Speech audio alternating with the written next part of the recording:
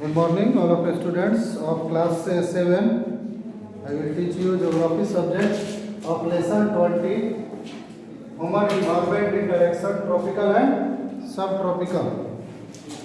यानी कि उष्ण कटिबंधीय क्षेत्र एंड कटिबंधीय क्षेत्र इसका ह्यूमन इन्वायरमेंट का फर्स्ट ऑफ ऑल जानेंगे what is an environment. Environment कहने से हमको पता चलता है कि इन्वायरमेंट का मतलब हो गया चारों ओर सराउंडिंग। क्या हो गया? सराउंडिंग चारों ओर, यानी कि it stands for the natural conditions in our surroundings. यानी बता रहा है कि हमारे चारों ओर में प्राकृतिक हालातें जो प्रभावित करती हैं और ग्रोथ एंड डेवलपमेंट करती हैं, वृद्धि और विकास। फिजिकल फीचर्स एंड क्लाइमेट हमारे वातावरण को प्रभावित करने का मेन फैक्टर्स है। कौन? फिजिकल फीचर्स एंड क्लाइमेट, भौतिक अवस्थाएं और जलवायु, ये हमारे वातावरण के मुख्य फैक्टर्स हैं। अब आपसे कोई पूछे कि व्हाट इज एन एनवायरनमेंट, तो बताएंगे एडेप्टेशन या adjustment is the process by which plants and animals adjust themselves to their surroundings। यानी कि अनुकूलन जो है कि हम वातावरण में रह सकें, एडजस्ट कर सकें।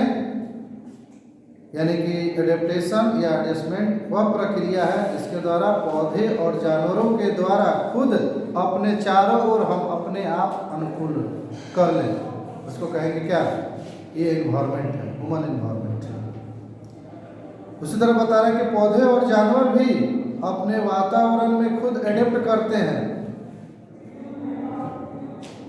दे कैन नॉट सर्वाइव, वे जीवित नहीं रह सकते हैं अगर उन्हें सूटेबल एनवायरनमेंट न मिले, तो वो भी जीवित नहीं रह सकते हैं। अभी बता रहा है कि पौधे भी हैं बहुत सारे ऐसे कि जिसका फिक्स्ड रूट रहता है और जिसका फिक्स्ड रूट नहीं भी रहता है।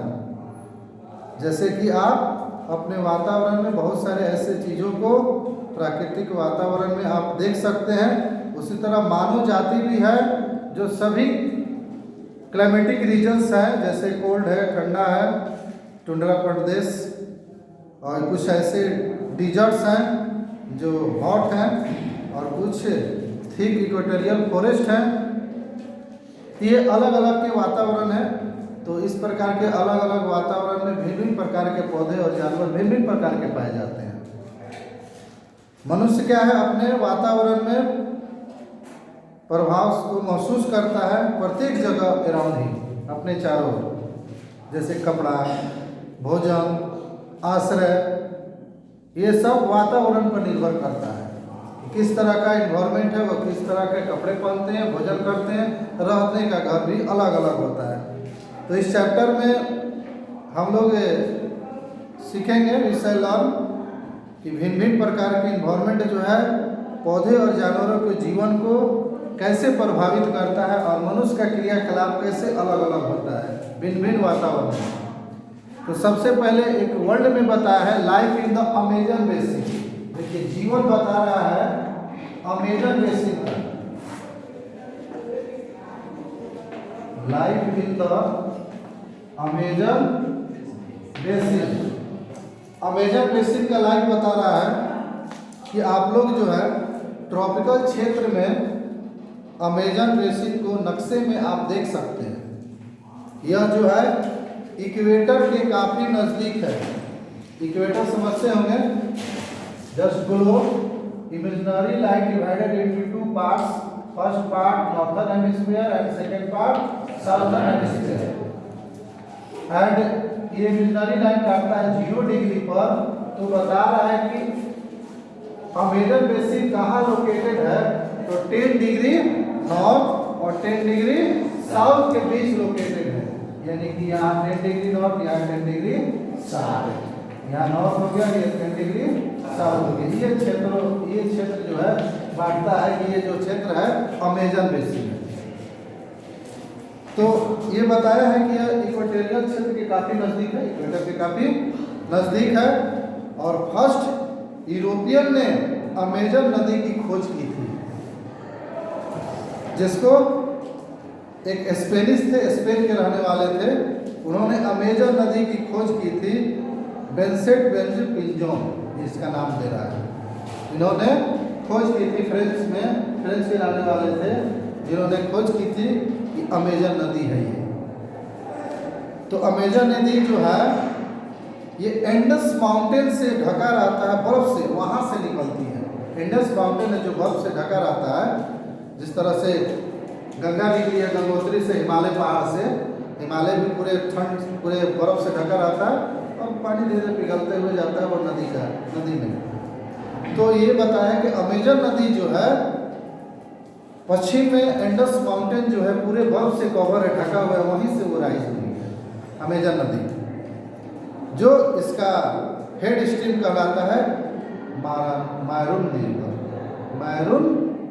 रिवर, यह जो है पूरब की तरफ बहती है और अनेक इसकी सहायक नदियां हैं, नुमरस ट्रिब्यूटरीज है, यानी कि अनेक इसकी सहायक नदियां हैं। और and drain it's water into Atlantic ocean, और ये पानी जो है जाकर ड्रेन होती है कहाँ, अटलांटिक महासागर में, जो इक्वेटर के नजदीक है। अटलांटिक ओशियन आप लोगों पर देखिएगा, जाकर वो सारा अमेजन नदी का पानी जो है कहाँ आके गिर गया, अटलांटिक ओशियन में। इसका ड्रेन जो बता रहा है ये कहाँ नदियाँ जो इतनी बड़ी नदी है कहाँ बहती है, तो इसका लार्ज पोर्शन बता रहा है Brazil, parts of Peru, Bolivia, Ecuador, Colombia और वेनेजुला के कुछ भागों में अमेजन नदी बहती हुई जाती है, तब जाकर अटलांटिक ओशियन में गिरती है। ग्रेट अमेजन रिवर बेसिन लाई लेटा हुआ है कहाँ, किसके बीच, गुआना हाइलैंड और ब्राजीलियन हाइलैंड के बीच अमेजन रिवर बेसिन लाई लेटा हुआ है। It is the most important river in south America. South America में यह जो है सबसे अधिक महत्वपूर्ण नदी है and second longest river in the world, और दुनिया में दूसरा सबसे लंबी नदी में आता है। पहला कौन आता है, नील नदी, एंड सेकेंड जो है लॉन्गेस्ट रिवर है ये Amazon river. The central part of the Amazon river basin is called Amazonia. बता रहा है कि अमेजन रिवर बेसिन का जो बीच वाला भाग है, सेंट्रल पार्ट है, वो अमेजोनिया कहलाता है, तो उसको अमेजोनिया के नाम से जानते हैं। अब अमेजन रिवर ये हमने पढ़ा लोकेशन कि कहाँ यह अमेजन जो है बेसिन जो है कहाँ लोकेट है। अब इसका हम क्या पढ़ेंगे, क्लाइमेट, कि आखिर इसकी जलवायु कैसी है। तो जलवायु बता रहा है कि सालों भर वार्म रहता है। आप सोच भी सकते हैं क्यों, क्योंकि ये मिडिल में पड़ता है, सूर्य की किरणें यहाँ पर सबसे अधिक पड़ती है ना। ग्लोब ऐसे आपका झुका हुआ है ना 37 डिग्री पर, तो झुका हुआ है तो ये ऊपर वाला भाग में सूर्य का प्रकाश पड़ता ही नहीं है, सालों भर जमा रहता है, जिसको हम टिकट जोड़ते हैं, सालों भर जमा रहता है, बर्फ से ढका रहता है। क्यों, क्योंकि सूर्य की किरणें जो है तिरछी पड़ती है इस पर, है ना। तो ये बीच वाला भाग में सबसे अधिक सूर्य का प्रकाश पड़ता है, जिसके कारण सालों भर वार्म रहता है। टेम्परेचर बता रहा है कि 25 से 30 डिग्री सेल्सियस के बीच तापमान बराबर रहता है, और क्लाउडी वेदर भी साल में कभी कभी ऑलमोस्ट होते हैं। इस रीजन में हेवी रेनफॉल होता है सालों भर। जैसे बात है, जल का वाष्प बन के भाप बन के उड़ेगा तो बारिश होगी ही। तो इस रीजन में अधिक बारिश होती है सालों भर। देयर इज नो सीजन, यहाँ कोई सीजन नहीं है। Skin feels sticky, skin feel कैसे महसूस करते हैं, स्टिकी। इट रेन्स, बारिश बता रहा है कि almost every day temperature are high, दिन का तापमान अधिक होता है। Very high humidity, sequence and thunder storm occur frequently, और जो है थंडर स्टॉर्म जो है लगातार होते रहता है।